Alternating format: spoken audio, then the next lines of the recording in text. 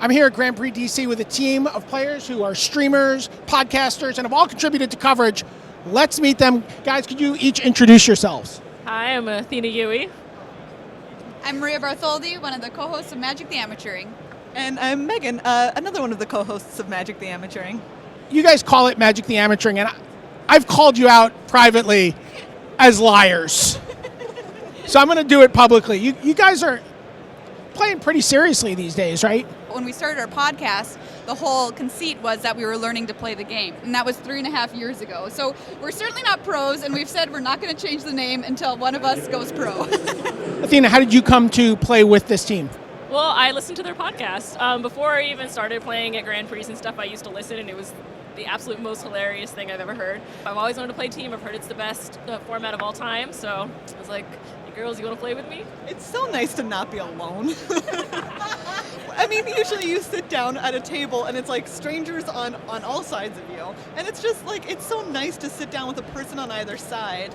And like sometimes even when you lose, your team wins. So it's a very unique experience to be able to win even when you've lost. It's wonderful to have 2 more heads in deck building too. 3 heads is better than 1.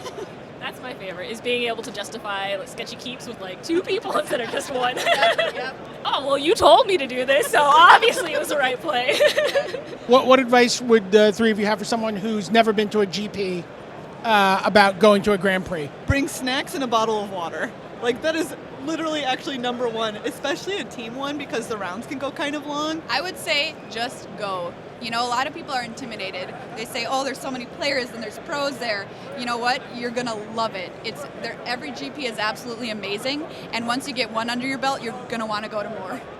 What advice do you have for men or women who are watching the game at home who might want to get into podcasting, streaming, writing Magic articles? What's the best way to get started? Be yourself. I think a lot of people, the moment like the camera comes on, they just kind of like freeze up and they're just sitting there silently playing Moto, which is fine if you're a really great player, but otherwise people want to watch you. They want to watch you be yourself and be entertaining and having fun and playing this game that you love. It's good to find a niche. So what do you have to say about the game that somebody's not already saying? That's how Magic the Amateuring found its home. People ask us sometimes how Magic the Amateuring came about, and it's literally, we were hanging out one day, and one of us was like, do you know what we should do? Make a podcast.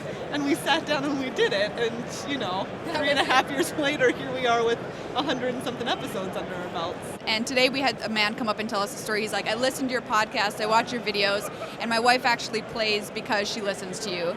And she feels great because there's other women in the game, and he asked us to sign something, and it was just wonderful to hear that story, that we could inspire somebody to play the game when maybe they wouldn't have before. Good luck the rest of the way here at GP Washington, D.C. High five. High 15.